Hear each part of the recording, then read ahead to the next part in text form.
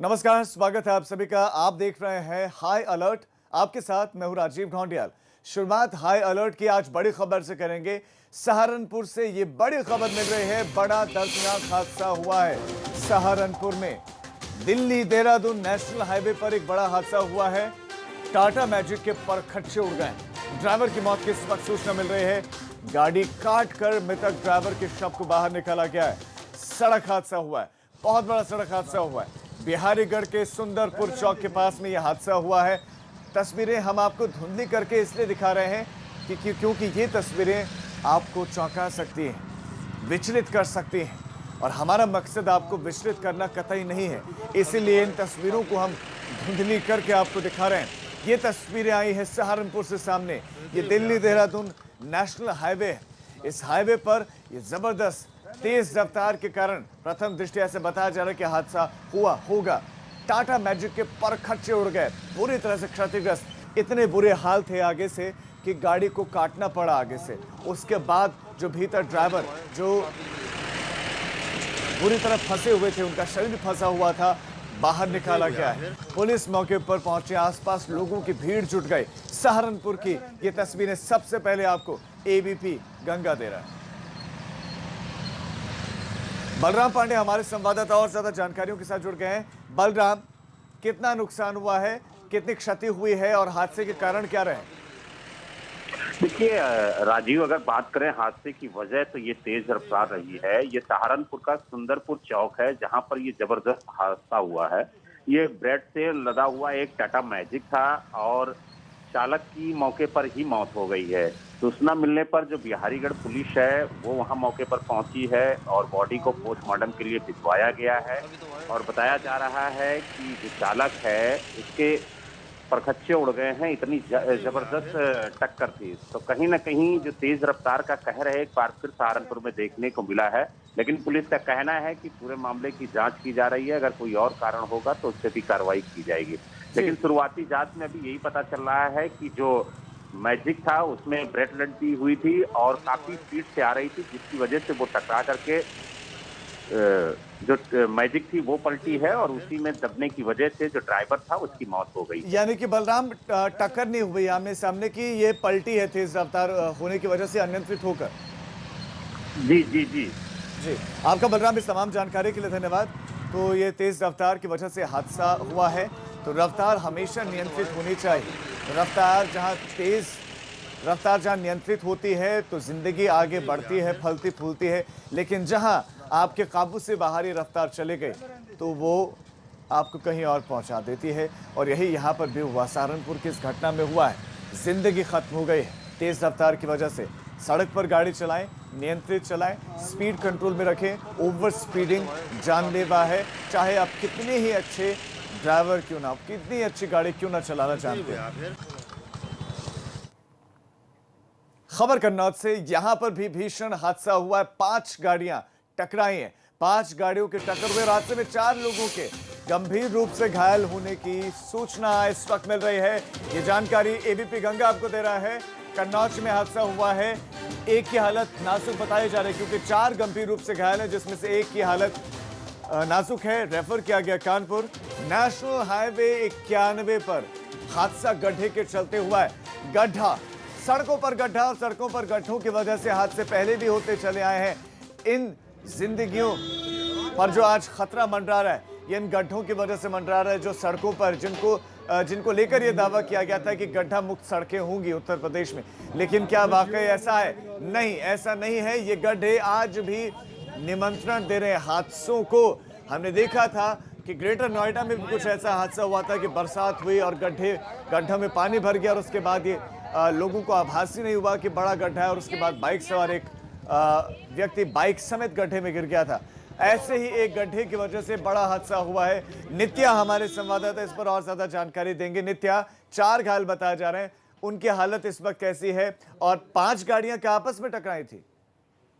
देखिए, आपको बता दें कि घटना देर रात की है और जीटी रोड पे एक काफी बीचों बीच में गड्ढा बना हुआ है। उस गड्ढे को बचाने के चक्कर में एक ट्रैक्टर चालक ने अचानक ट्रैक्टर को मोड़ दिया था और जब ट्रैक्टर जो अचानक मुड़ा तो उसकी ट्रॉली बिल्कुल बीच रोड पे आ गई और पीछे से डीसीएम, पिकअप गाड़ी और वैगनआर और एक मोटरसाइकिल वो उसकी चपेट में आकर पूरी तरह से क्षतिग्रस्त हो गई। और हादसा इतना भीषण था कि काफी तेज आवाज हुई। आसपास जो लोग थे वहां पर पहुंचे, उन्होंने घायलों को निकालकर किसी तरह से अस्पताल पहुंचाया। तो हादसे में 4 घायल बताए जा रहे हैं, जिसमें 3 की हालत स्थिर बनी हुई है और 1 की हालत नाजुक होने पर उसे कानपुर रेफर कर दिया गया है। तो कुल मिला के बरसात सामने है। जीटी रोड पे इस तरह के गड्ढे आए दिन हादसे का सबब बनते रहते हैं और ये एक उसका एक प्रमाण है, जीता जाता प्रमाण है। और अगर इसी तरह से उस गड्ढे को नहीं भरा गया तो आने वाले समय में और दुर्घटनाएं हो सकती हैं, क्योंकि बरसात सामने है, पानी भरेगा। बिल्कुल बिल्कुल, वहां यही आएंगे, समझ चिंताजनक नहीं बात है। पाएंगे। नित्या, आपका इस तमाम जानकारी के लिए धन्यवाद। तो बिल्कुल गड्ढा मुक्त सड़कें न जाने कब होंगी, लेकिन कम से कम भाषणों में लोगों को ये ना बताया जाए कि गड्ढा मुक्त सड़कें हो चुकी हैं, क्योंकि लोग अगर सड़कों पर चलेंगे तो कम से कम वो इतनी एहतियात के साथ चलेंगे कि कहीं पर भी गड्ढा हो सकता है और ऐसे में फिर हादसों की संभावना कम हो जाएगी। कम से कम अपनी तरफ से तो लोग कोशिश कर ही सकते हैं। वैसे जिम्मेदारी ये सरकारों की बनती थी कि गड्ढा मुक्त सड़कें देशवासियों को मिले, क्योंकि ये गड्ढा मुक्त सड़कें जिन पैसों से बननी है वो पैसा उन्हीं लोगों की जेब से जाता है, उन्हीं के टैक्स से जाता है। और सड़कें बनाई भी जाती हैं लेकिन इतनी गुणवत्ताहीन होती हैं कि एक बारिश में पोल खुलकर रख जाती है, पोल खुल जाती है और सड़कों पर बड़े बड़े गड्ढे हो जाते हैं। अभी तो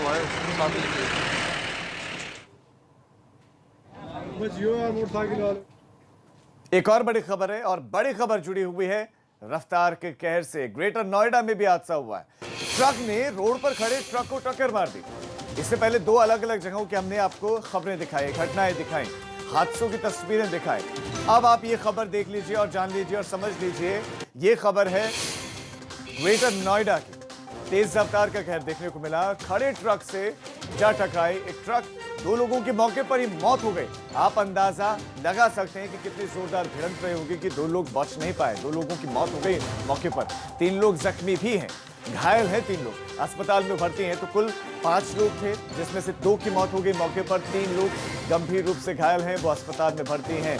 ये खबर है ग्रेटर नोएडा से। रफ्तार का कहर, 3 अलग अलग जगहों की एक घटनाएं हम आपको बता रहे हैं। इससे पहले दिल्ली देहरादून नेशनल हाईवे पर स्थिति ये थी कि जबरदस्त अनियंत्रित होकर गाड़ी पलटी, ड्राइवर की मौत हुई। उसके बाद हमने इससे पहले आपको खबर दिखाई जहां 4 लोग गंभीर रूप से घायल हो गए। और ये ग्रेटर नोएडा की खबर।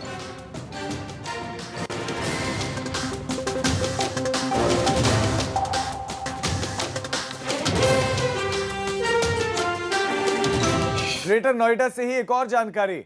ग्रेटर नोएडा में ईस्टर्न पेरिफेरल एक्सप्रेसवे पर, ये ईस्टर्न पेरिफेरल हाईवे है, यहां पर भी हादसा हुआ है। बेकाबू होकर हाईवे से नीचे कार जा गिरी है। सड़क हादसों की अलग अलग जगहों से हम खबरें आपको दे रहे हैं।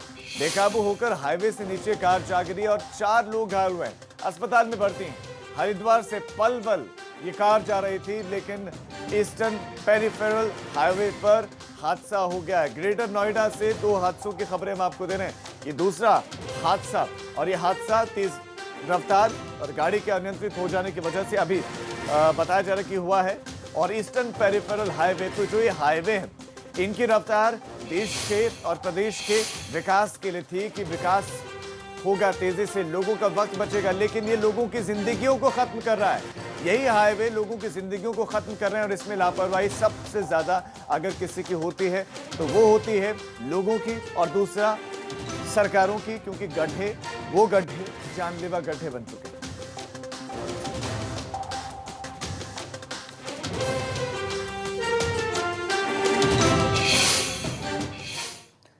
खबर अब लखनऊ से मिल रही और एक दिन में सबसे ज्यादा मरीज मिले हैं। एक साथ 62 नए मरीज मिलने से हड़कंप मच गया है। 62 मरीज। लखनऊ से खबर, पीएसी के 25 जवान इसमें कोरोना संक्रमित मिले हैं। ये इसका सबसे चिंताजनक पहलू है, पॉइंट है। एक बीमा कंपनी के 11 कर्मचारी भी पॉजिटिव निकले हैं। इंदिरा नगर में एक ही घर में 8 लोग संक्रमित मिले हैं। और ज्यादा डिटेल जानकारी के साथ हमारे संवाददाता शैलेश हमारे साथ जुड़ गए हैं। शैलेश, 62 नए केस, चिंताजनक बात है। कौन कौन से हिस्सों से आए हैं और इन 62 केसेस में भी सबसे ज्यादा चिंताजनक पहलू क्या है? देखिए राजीव, सबसे बड़ी चिंता यह है कि अभी तक ऐसा कभी नहीं हुआ कोरोना काल में, जब एक दिन में राजधानी लखनऊ में सुबह जो लिस्ट आती है उसमें 62 मामले एक साथ निकले हो। अब तक के सुबह आए ये सर्वाधिक मामले है। अब तक लखनऊ में अगर पूरे दिन की बात भी करें तो 66 सर्वाधिक मामले आ चुके हैं, लेकिन आज सुबह ही 62 आ गए, अभी तो पूरा दिन बाकी है, शाम तक नई लिस्ट जारी हो जाएगी। और जो 62 मामले आए इनमें 25 मामले पीएसी जवानों के हैं, 11 मामले एक इंश्योरेंस कंपनी से जुड़े, निजी इंश्योरेंस कंपनी बताई जा रही है जहाँ के कर्मचारी कोरोना पॉजिटिव हुए हैं। इसके अलावा 8 मामले इंदिरा नगर क्षेत्र में एक कोरोना पॉजिटिव मिला था हाल ही में, उसी के परिवार के 8 लोग और संक्रमित मिले हैं। एलडीए कॉलोनी से 5 लोग संक्रमित मिले हैं। अगर बात करें तो 66 मामले ऐसा नहीं कि एक ही जगह के, लखनऊ के कई एरिया है जहाँ केस निकले, चाहे वो कमता हो, मंदिर मार्ग हो, तो इस तरह से कई जगह केस आए हैं। और जिस तेजी से अब कोरोना के केस बढ़ रहे हैं वो निश्चित रूप से चिंता का विषय है। पब्लिक सड़कों पर है, सरकारी दफ्तर से लेके ऑफिस तक, दुकान बाजार सब खुले, और ऐसे में इतनी बड़ी संख्या में केस आना चिंता का विषय है। चिंता का विषय, बिल्कुल चिंता का विषय। शैलेश, आपका इस तमाम जानकारी के लिए धन्यवाद। तो 62 नए केसेस और बढ़ गए हैं, चिंताएं लोगों की भी, प्रशासन की भी। बढ़ते हैं अब खबरों में आगे। एक गैंगस्टर, गैंग वॉर और खूनी खेल, ये कहानी है बागपत की, जहां पर एक कुख्यात अपराधी के मर्डर की साजिश रचे गए। उसके दुश्मनों ने उसे खत्म करने के लिए फुल प्रूफ प्लान बनाया। प्लान के मुताबिक एक ही कदम इन्होंने उठाया। उसके बाद वो पहुंचे बागपत के कुरडी गांव, जहां पर सरेआम फायरिंग कर उन बदमाशों ने दहशत फैलाई और उनका निशाना था कुख्यात परमवीर तुगाना।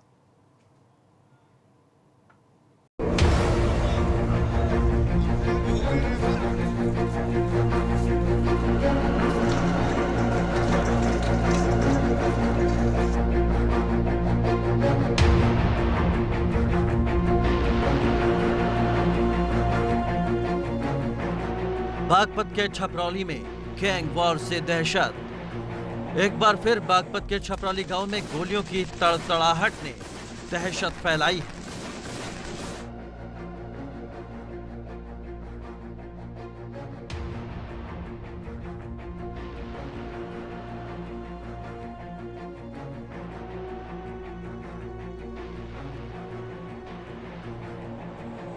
गैंग वॉर की वारदात के बाद पूरे गांव में सन्नाटा पसरा है।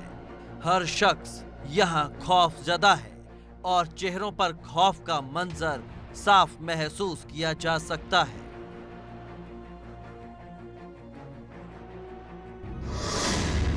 कुरडी गांव में गोलियों की तड़तड़ाहट।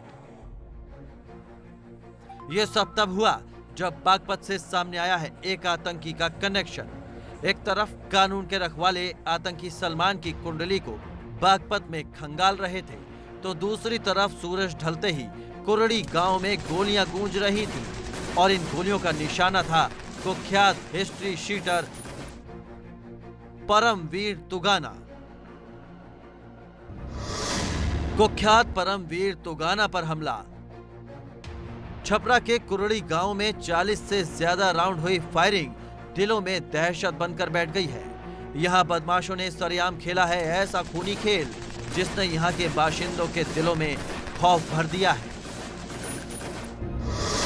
40 राउंड से ज्यादा बरसाई गोलियां। क्या हुआ आपको ये बताओ भाई? मौका भी दे दे बैठ के और बाप पीछे था मुंह फिर जाना मारा।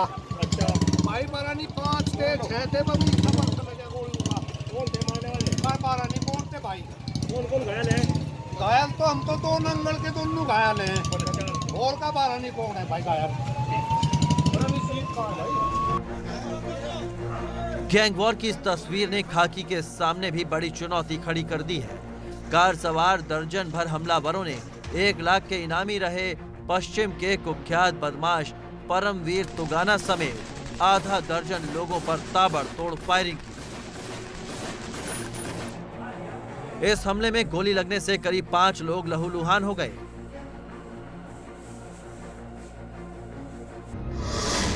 परमवीर समेत 5 लोग हुए लहूलुहान। लगभग 7:30 बजे की घटना है। ये परमवीर तुगाना अपने साथियों के साथ वहाँ पर कुरडी में देशपाल हैं, उनके मकान पे थे घर पर। तभी कांदला साइड से एक क्रेटा गाड़ी आई है जिसमें से 5 लोग बताए जा रहे हैं कि वो लोग उतरे और उन्होंने फायरिंग की। इसमें परमवीर और उसके साथियों को गोली लगी है और इस संबंध में बाकी जानकारी की जा रही है। परमवीर और उसके कुछ साथियों को रेफ़र कर दिया गया है, वो मेरठ गए हैं और कुछ लोग 2 लोग यहाँ पर मेडिसिटी में आए हैं। जिस तरह हथियारों से लैस 12 से ज्यादा हमलावरों ने परमवीर समेत 5 लोगों पर ताबड़तोड़ गोलियां बरसाई, उससे तो यही माना जा रहा है कि हमलावर किसी भी सूरत में परमवीर को जिंदा नहीं छोड़ना चाहते थे।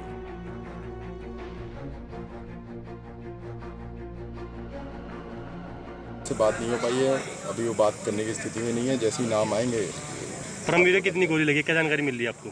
ये भी कहना जल्दबाजी होगा, जब डॉक्टर उसको देख लेंगे तभी बता पाएंगे। क्या कोई रंजिश की बात सामने आई कि परमवीर की किसी से रंजिश चल रही हो? परमवीर का चूंकि अपना खुद का आपराधिक इतिहास रहा है, इसलिए कह नहीं सकते कि रंजिश में हुआ है या किस वजह से हुआ है, पर अभी परमवीर ने कुछ भी नहीं बताया। अभी इसका इतिहास क्या रहा परमवीर का, कुछ जानकारी? परमवीर के ऊपर पहले मुकदमे रहे हैं, मर्डर वगैरह के उस पर मुकदमे रहे हैं यहाँ के, तो अभी ये कह नहीं सकते कि उसके ऊपर किसने हमला किया। जैसे ही वो उससे बात करने की स्थिति में होगा, उससे पूछ लिया जाएगा कि किन लोगों ने हमला किया।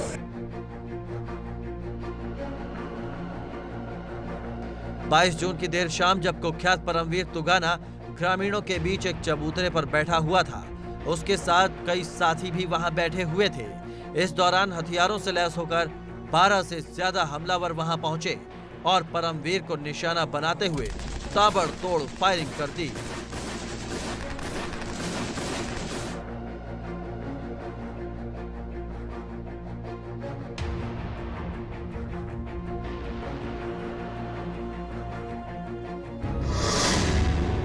ताबड़तोड़ हुई इस फायरिंग में परमवीर तुगाना को 5, तुगाना गांव निवासी नितिन पुत्र भूपेंद्र को 3, लोनी निवासी गौरव पुत्र सुधीर को 1, नागल गांव निवासी योगेंद्र पुत्र बख्तावर को 2 और योगेंद्र पुत्र मलूक को 1 गोली लगी है। उत्तर प्रदेश के बागपत में अंधाधुंध हुई फायरिंग से इलाके में सनसनी फैल गई। दरअसल गाड़ियों से आए 1 दर्जन से ज़्यादा बदमाशों ने 5 लोगों पर अंधाधुंध गोलियां चलाई और उसके बाद आसानी से फरार हो गए। दरअसल जिन 5 लोगों पर गोलियां चलाई गई थी, उसमें बागपत का हिस्ट्री सीटर परमवीर भी शामिल है, जिसे 5 गोलियां लगी थी और हालत नाजुक होने के बाद उसे उपचार के लिए मेरठ के मेडिकल कॉलेज में भर्ती कराया गया है। पुलिस की माने तो परमवीर हिस्ट्री सीटर है और उस पे मेरठ, बागपत, गाजियाबाद समेत कई जिलों में 19 आपराधिक मामले दर्ज हैं और जो अब तक जानकारी मिली है उसमें परमवीर जिला पंचायत सदस्य का चुनाव लड़ना चाहता था। परमवीर को खत्म करने की प्लानिंग कितनी फुल प्रूफ थी, इस बात का अंदाजा आप अपराधियों के मूवमेंट से लगा सकते हैं, क्योंकि जैसे ही परमवीर गांव में दाखिल हुआ, उसके पीछे पहुंच चुके थे उसके दुश्मन। परमवीर की रंजिशें भी कई थी, इसीलिए इस वारदात के पीछे मौजूद असल चेहरे को पहचानना पुलिस के लिए बड़ी चुनौती है।